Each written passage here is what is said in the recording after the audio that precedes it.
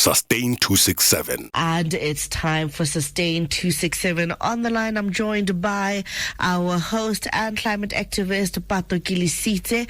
Welcome back. Good morning. It's been a while. How are you, Miss Leary? I'm fantastic. How are you? I am great. I miss you. I will be coming to see you in studio soon. I know I say this all the time, but it's going to happen. Keep us on the world. But today I know you're not alone. You're joined by a lovely guest. Could you kindly introduce her to us? Yes, let's get into it.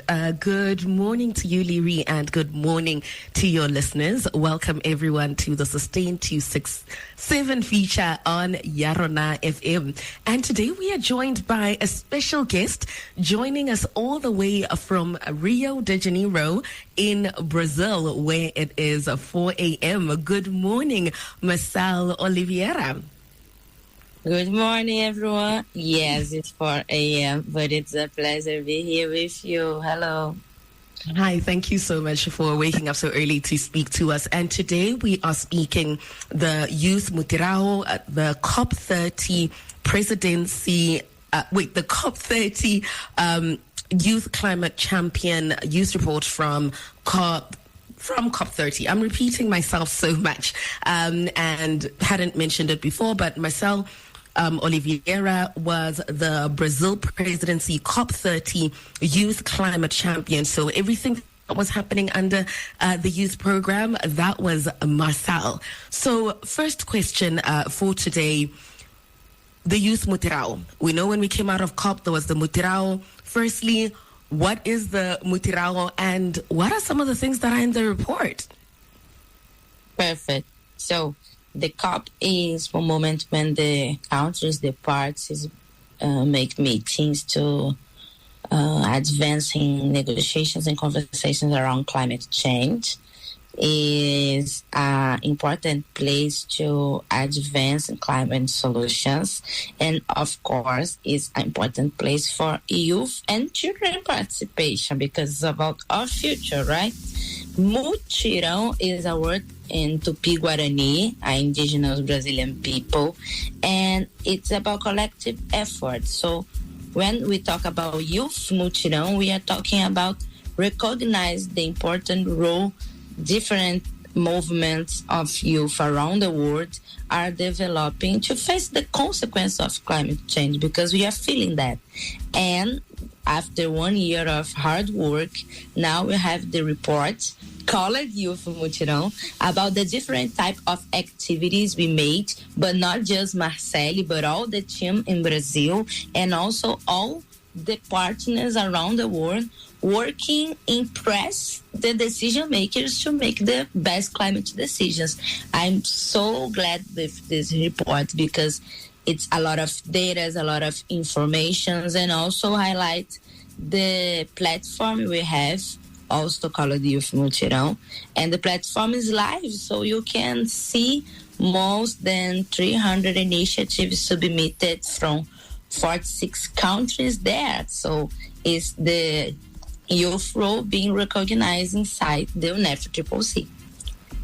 Thanks for that, Marcel. And I think one of the important things, thanks for creating this platform, is that every single year there is a youth climate champion, and they'll be like, what and then what? What goes forward? What are some of the inputs? So creating such a platform, I think, also creates somewhere where everyone can meet. So Yarona FM is a youth radio station, and if you're listening to this, that means you're interested in environment and climate change. Please check that report out. If you go to our social media, you'll find we've tagged Marcel and her and some of her colleagues in there, and you'll find the link to the report. The other thing is, why is it important? Right now we're telling people, go and check out this report.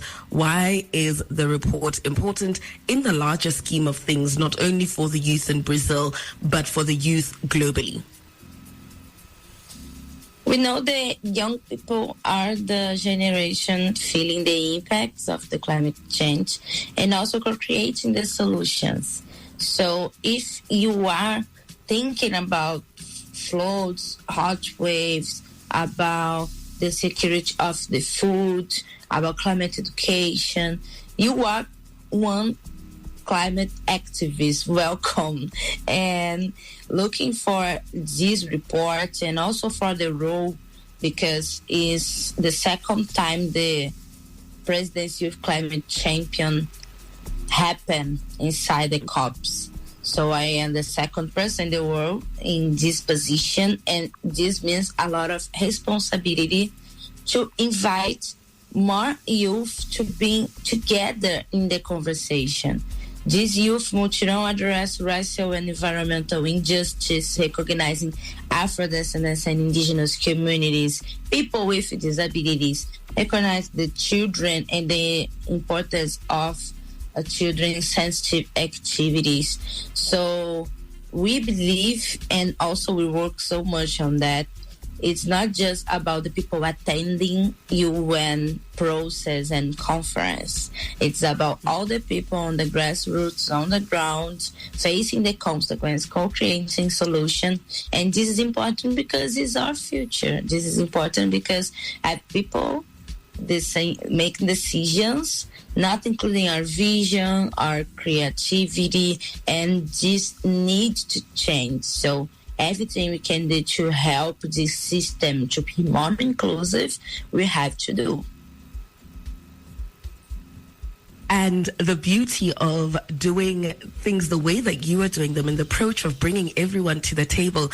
We met at the Global Ethical Stocktake meeting for the first time in Addis. The importance of you being the second and bringing such a strong foundation that brings together not only the people who are physically at the COPs, because a lot of young people can't be there because of accessibility and just finance, and it's not where the power and resources lie. Such an important foundation to make sure that we build on a foundation that is designed to bring more youth voices in. And now we know the importance of the youth Mutirão. We know who's contributed to it. Before I ask your call to action, whenever I would bump into you, you were busy, you were overwhelmed. Sometimes we were happy and you were dancing. What was like your key highlight from being the Youth Climate Champion for COP30? How was that experience? I started to participate in COPs because of the environmental racism in my territory, one neighborhood college, Realengo, in the west zone of Rio de Janeiro. And because of that, I understood listing the territories is always the beginning of any policy we want to make in the global climate action. So my key learning, I think, was the importance of not just finance, visibility, recognizing all this is important, but the importance of the adults, founders, systems, governments, understand the youth participation is not negotiable. It's urgent, is essential, and they need us. We need them, of course, because we need the people with the pen in their hands, but the hands in the heart, the hands in reforestation movements, in climate education movements, in creativity, in art, in culture. This is so important. So that was my current learning. Is non-negotiable participation, civil society participation, youth participation, because the system needs us, because we have the solution, because we are facing the consequences. So this exactly. is not negotiable. Exactly. Everyone needs to come to the table, and it's not optional to have this cross-cutting. And then as we close, the report is out. Your tenure, I think, is coming to an end. What is your call to action? So I'll stage it in 3 levels. So what's your call to action from the COP presidency for youth globally? For governments and then for youth. So those 3. The new presidency? call to action? We are in 2 years term of presidency, so now working the transition. And for my presidency and for all the NFTPOC system, I think the mission is be ambitious and make this Mutirão really happen in climate action, not just papers and decisions, not concrete, not possible to realize. So for my presidency is always understand the responsibility we have and engage more people all the time with the environmental conversation. For governments in general, local governments, like the governments for the place this radio is happening now, I think is they understand the importance the climate action has for our quality of life. It's not just one conversation about the nature, it's one conversation about people.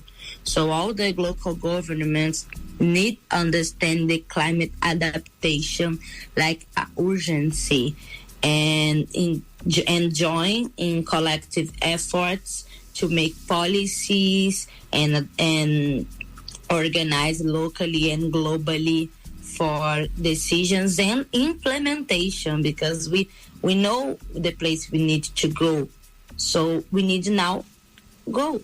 It's not more talk anymore. It's act. And that was the thing we talked at the Global Ethical Stock Taking Ads so much about the fossil fuels, about the wars, about the problems the world are facing now, but the importance look for this not like the end of the world, but the moment to reinvent, the moment to build resilient infrastructure. So the call to action for media and communication is tell climate stories through the voices of the front lines, is listing the territories and also make one leadership for facing misinformation, for value of the science, for the territorial, local, indigenous, and African descendants knowledge, and share our histories, and don't let just the media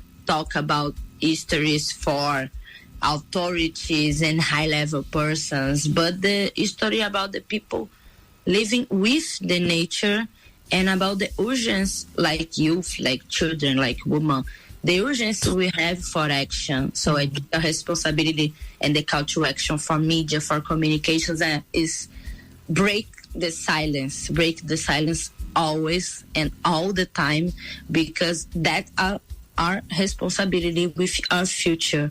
We need to build the future we want now. And for the young people?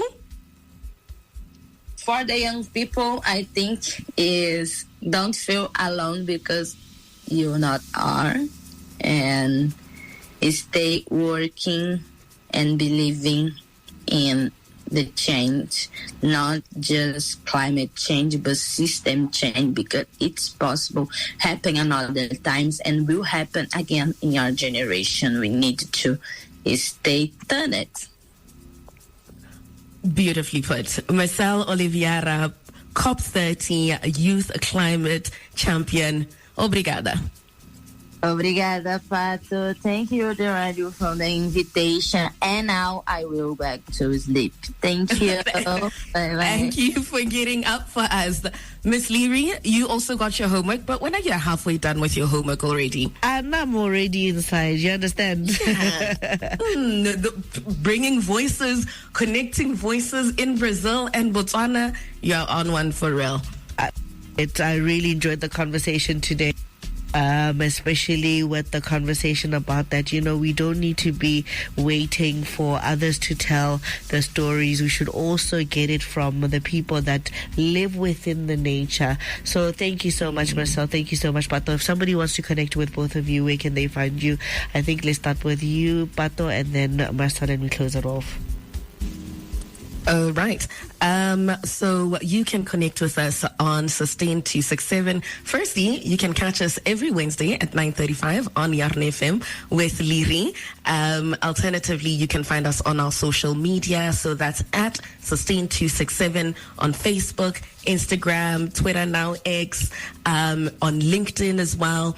And then we also post recordings of these interviews on YouTube. So again, that's at Sustain 267. And can I bring Gab here? Gab, where can we find you and Marcel?